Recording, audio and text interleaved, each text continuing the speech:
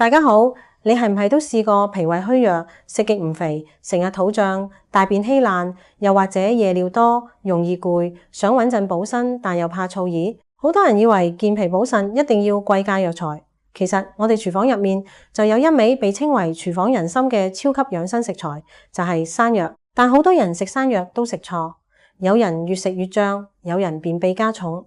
最多人問嘅問題就係糖尿病人究竟可唔可以食山藥？今日我一次性解答所有疑問，分享4款最實用、零難度嘅家常食療，教大家點樣健脾、補腎、養肺。最後重點講清禁忌同副作用，呢幾類人千祈唔好亂食。睇完呢條片先至算真正識得食山藥。首先同大家講山藥最強嘅實用功效，等大家即刻知道自己適唔適合食。山藥係極少數嘅平補三臟食材，同時可以補脾、補肺、補腎，藥性溫和，不寒不燥。第一，健脾和胃，專門改善脾胃虛弱引起嘅胃口差、飯後腹脹、消化不良、大便長期稀爛、容易肚屙。無論係小朋友脾胃弱，定係大人長期飲食不規律，損傷脾胃，都可以溫和調理。第二，補腎固本。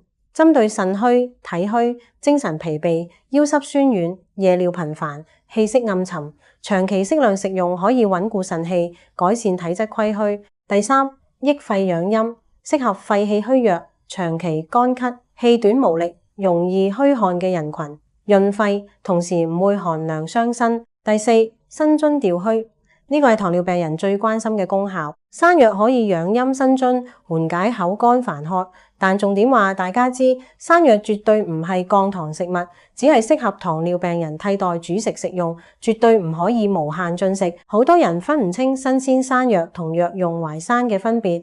日常轉現嘅鮮山藥水分高，口感爽，滋陰效果好；藥用乾淮山質地緊實，澱粉濃密，健脾收結，補腎效果更強。想調理體質，優先揀乾淮山。即刻同大家分享4款居家必學嘅山藥食療。對症調理，簡單易做。第一款，淮山小米健脾粥，專治脾胃虛弱、食慾差、大便稀爛。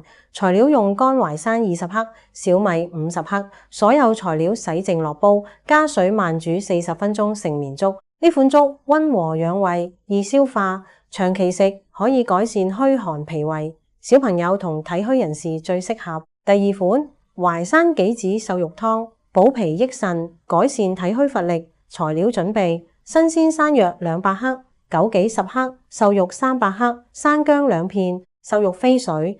山藥去皮，切塊。所有材料入燉盅，隔水燉1個半鐘，少鹽調味，適合成日捱夜、氣息差、容易腰酸、攰嘅人日常調理。第三款，淮山蓮子百合湯，健脾安神，潤肺止咳。材料有乾淮山25克、蓮子15克、乾百合15克，所有材料浸洗乾淨，加水煮50分鐘即可。適合脾胃弱之餘，睡眠不穩、心煩多夢、長期乾咳嘅人群。第四款，淮山芡實養生壺，專調長期大便不成形、脾胃氣虛。材料用淮山粉20克、芡實粉10克，兩粉用凍水開勻，再沖滾水攪拌成壺。早餐空腹食用，吸收效果最好。講完實用食療，簡單補充山藥嘅專業屬性。中藥山藥味甘性平，歸脾、肺、腎、經。正因為佢性平味甘，先可以做到補而不燥、潤而不膩，係1年4季都適合食用嘅平補食材。最後重點講副作用同禁忌人群，呢段極為重要。山藥雖然溫和，但澱粉含量高。